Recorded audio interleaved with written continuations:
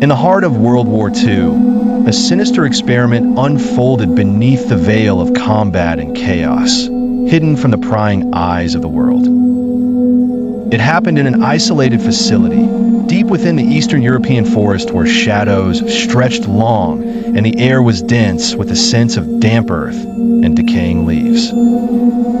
The experiment was ingeniously cruel. A group of prisoners, political enemies, desperates forgotten by the outside world, were imprisoned within an impenetrable chamber.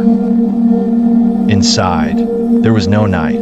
The chamber was flooded with eternal light and permeated with a strange, unnamed gas, a compound never identified and never to be used again. For the first 5 days, the prisoners carried on their lives as men would, speaking, albeit through walls of anxiety.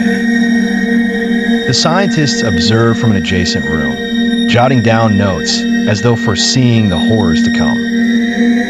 By the 9th day, a change swept through the silence of the chamber, a silence broken not by voices but whispers.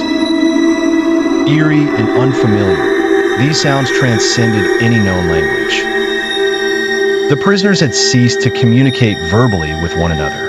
Instead, they tore at their flesh, not as a means of escape, but to feel something other than the oppressive brightness. The scientists watched in morbid fascination, pens scratching furiously, capturing every distorted fragment of the surreal transformation. Upon the 15th dawn, against all human expectations, the chamber was opened. The air was stale, saturated with the scent of sweat, and something more primal, something close to fear. Nothing human remained within the stained walls. The lights had shattered, casting ghostly shadows. And in the midst of that spectral carnage, beneath the remnants of blood and betrayal, they were found, smiling, with eyes wide and mouths forever whispering. The soldiers who opened the chamber recoiled, choking down screams.